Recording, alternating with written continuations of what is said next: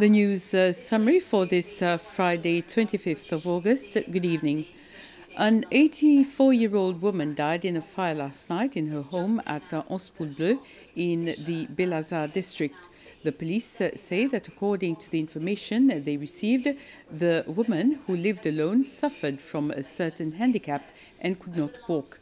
Two neighbors who tried to help her out of her house were also injured. One has been admitted to the Seychelles hospital and the other was treated and released. The Fire and Rescue Services spokesman, Terence Arnfi, says the agency was alerted about the incident around 9 p.m. last night. A 24-year-old young man also lost his life in a motorcycle accident in Beauvallon this morning. According to preliminary reports the police received, the young man, Arnold May, was traveling towards Beauvallon when he collided with a pickup truck. He was transported to the Seychelles hospital for intensive medical care, but later died. This is the sixth fatal accident that the police have recorded this year. The official opening of the 11th edition of the Indian Ocean Islands Games is underway in Madagascar. President Wavell Ramkalawan and the First Lady, Linda Ramkalawan, are amongst the dignitaries attending the opening. This is being streamed live on SBC2, Radio Seychelles and the YouTube channel. The 3-hour ceremony will include, amongst others, speeches, artistic performances, and the lighting of the IOG flame. And this morning, President Ramkalawan and the First Lady paid visits to the Seychellois athletes participating in the 11th edition of the Indian Ocean Islands Games. He met them in the various hotels where they are staying in the Malagasy capital, Antananarivo. The Seychelles United movement is now the 7th registered political party in the country.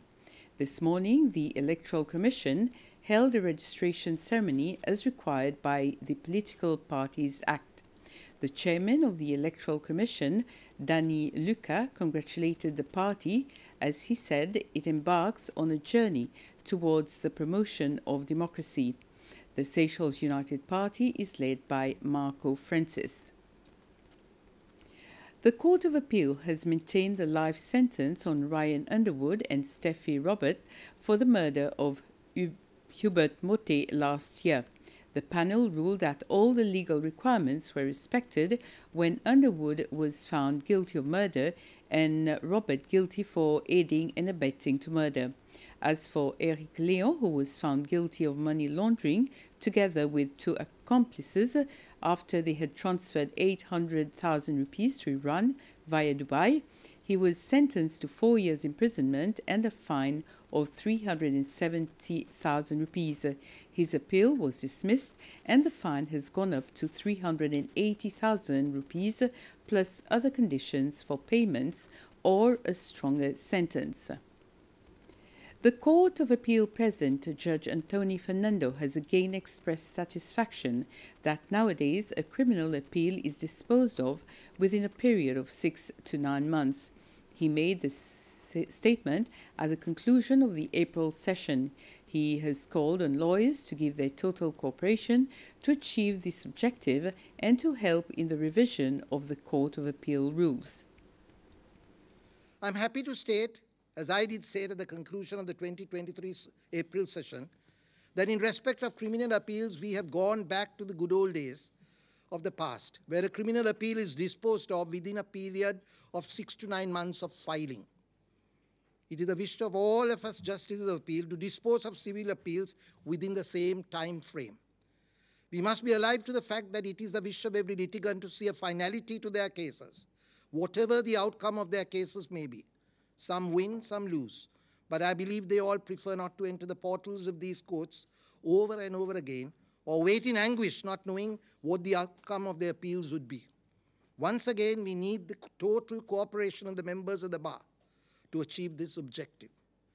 The provisional list of appeal cases for the August 2023 session was sent out on Wednesday, the 9th of August 2023. and I believe you all are in receipt of it. I kindly ask you to go through the provisional list early and, where possible, keep the registry informed of any appeals that are likely to be withdrawn or where settlements have been reached or consent judgments are likely to be filed, because that will enable us to list other appeals in their place. I've sent an email to the President of the Bar Association on the 22nd of August calling for your observations before the end of September in revising the Seychelles Court of Appeal rules. I intend publishing a revised edition of the Court of Appeal rules before the end of October this year. Please come up with your suggestions, if you have any, and I look forward to your cooperation. 115 students have met with the Minister for Education and the representatives of the scholarship team this morning. The students have just qualified for a scholarship and they will be leaving the country next month to join their respective universities in countries such as Malaysia, the UK and Belgium. During the meeting, they were able to obtain more detailed information about the scholarship processes, including communication with the scholarship team, the section responsible for the students whilst abroad. They were also given practical advice on living as a student abroad. It gave a sense of unity amongst the students as well as with the organization as well, because I know there can often be a lot of tension with unanswered questions and how the process takes a while. I like how they answered most of the questions that I had, for example, concerning the stipend, how it works, and how to properly plan your money, and they basically talked about what the bond is and how it works and how it's not just beneficial for our country but for ourselves as well. The Family Department is introducing a family mediation service aimed at helping separated parents through their difficulties with their children, such as their emotional well-being, child welfare issues, parenting their children after divorce, and other related matters. The service will be given by a mediator and is expected to start by the end of September or November.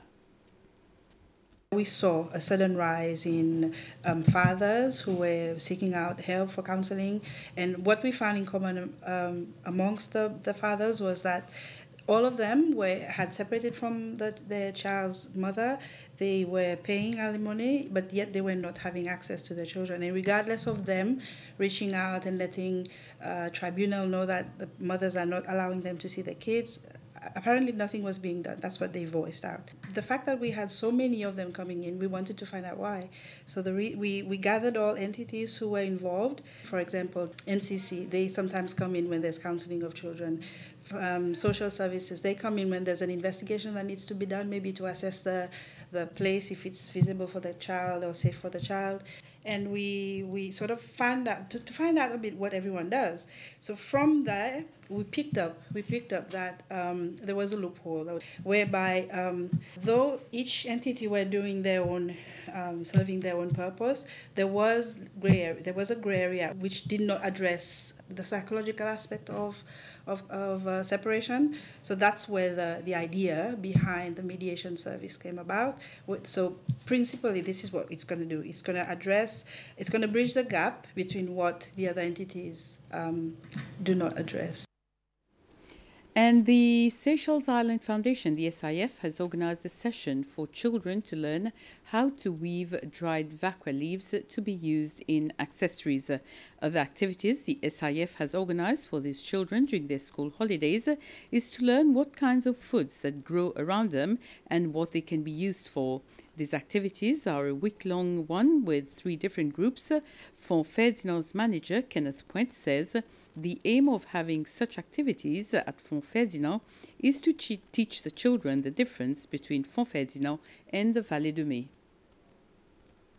As you know, Vallée de Mai is more or less the palm forest.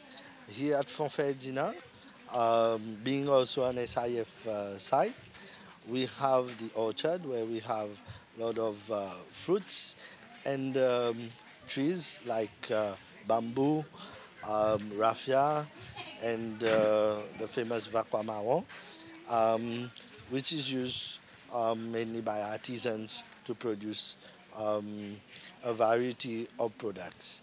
So this also helps to promote what Fonfedina has to offer, and also to pass on to the younger generation